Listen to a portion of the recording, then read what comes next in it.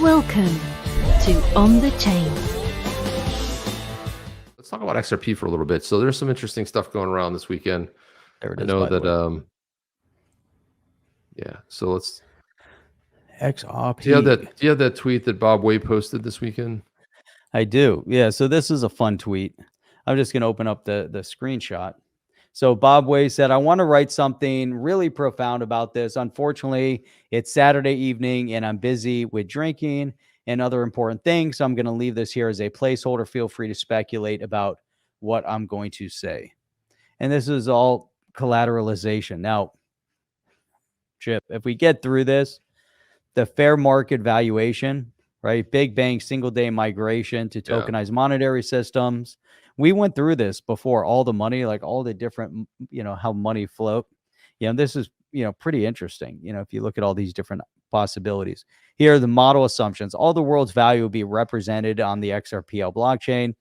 Risk adjusted coverage ratio accounts for liquidity needs in future economy. Only 50% of minted XRP is part of circulating supply. And that's as of right now.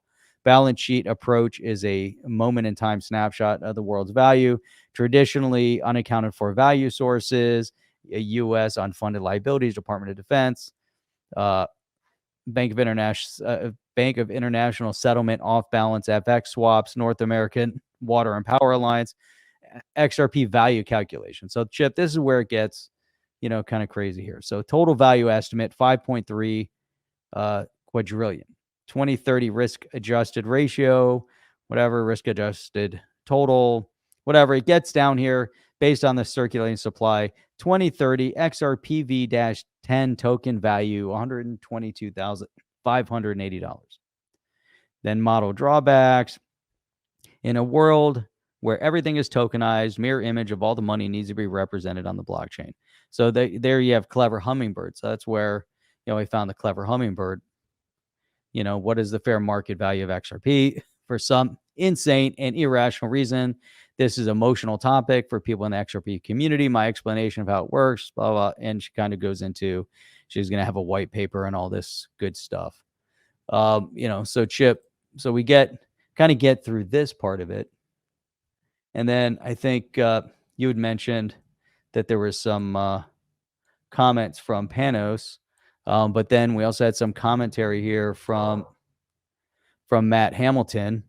And Matt said, Molly, your casino and poker chip analogy demonstrates exactly your lack of understanding or sleight of hand of tokenization. Those poker chips are IOUs. They are not assets in themselves. We didn't obviously read everything that she had said. They represent the value of the underlying asset. XRP is not an IOU. It is an asset.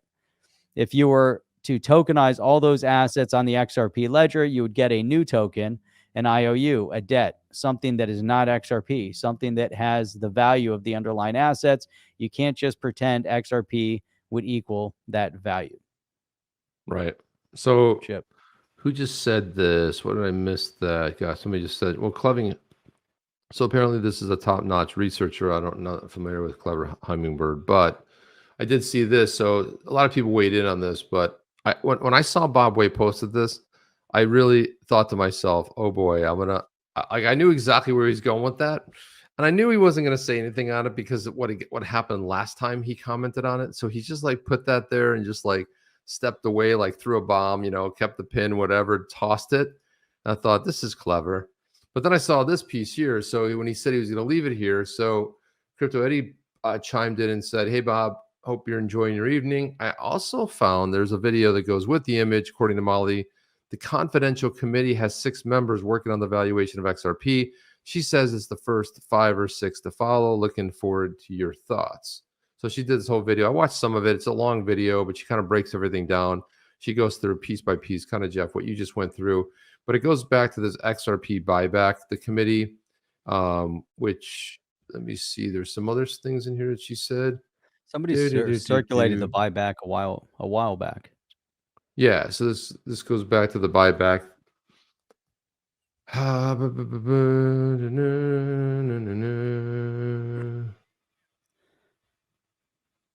So yeah, it was like, you're all wrong. XRP will quickly be 4 figures as soon as the ecosystem is functional.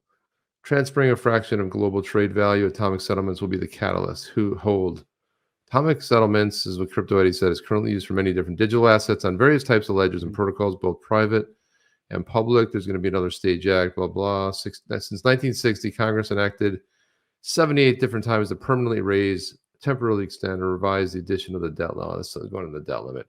By the way, I've got something on the debt limit coming up too. But this all factors into what's going on like at this exact moment, right? Just trying to find the think, exact thing she right, said. I cannot locate so it. think about the idea of where we're going with blockchain, that the notion that if we want to create, we want to put the power of the purse back in the hands of the people. Do you achieve that through a decentralized structure, or do you continue down this path of being able to raise debt limits, raise the debt ceiling?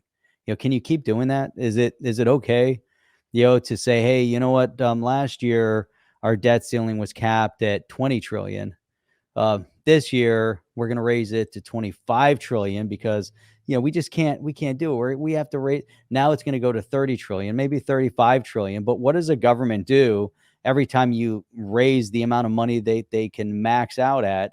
Because we just keep borrowing, and they keep printing money.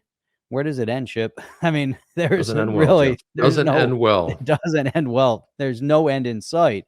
But then if you reflect back to, okay, well, now we have this entire, blockchain economy that's, economic infrastructure that's being put into place.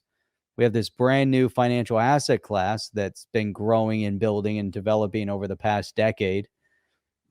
Are we looking at this point in time as, is there going to be a transitional period?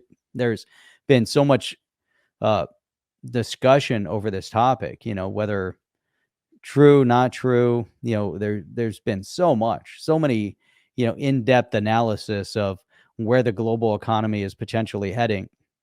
Yesterday, we reference yesterday. Yesterday. That's another great word, Jeff. Let's try to work that in. Yesterday. Yesterday. Yesterday. Yeah. Yeah, see. Yesterday. Yeah, see. Yesterday. Yeah, see. see. We're hanging That's out right, yesterday, see. Yeah, that's right. See, that's what it was. So That Panos wasn't took Panos. this, and this is what Bob Way was alluding to. He said Panos got Panos. He goes, look. So Panos got exactly what I did, and now he's stealing my engagement. Damn, audience pirate. Prop to Panos. One of the points I was planning to write profoundly about was the engagement. If you notice, I didn't retweet, quote, or even tag anyone in the above tweet. That was deliberate. Why respond where people are clearly monetizing me? I'm not sure how they're monetizing him, but okay. My above post got 97 comments, 99 retweets, 450 blah, blah, blah. I didn't say anything. So I think it speaks more about what's going on than a direct statement. I'm hugely bullish on XRP. I think it will go up significantly over time. Most people know that about me. When I can, I also work to educate people on the XRPL so they can understand where the additional value will come from in the future. I plan on launching projects on the XRPL. And Panos basically said, nonsense after nonsense. It keeps going, and it's getting more and more ridiculous and embarrassing. XRP community should say enough.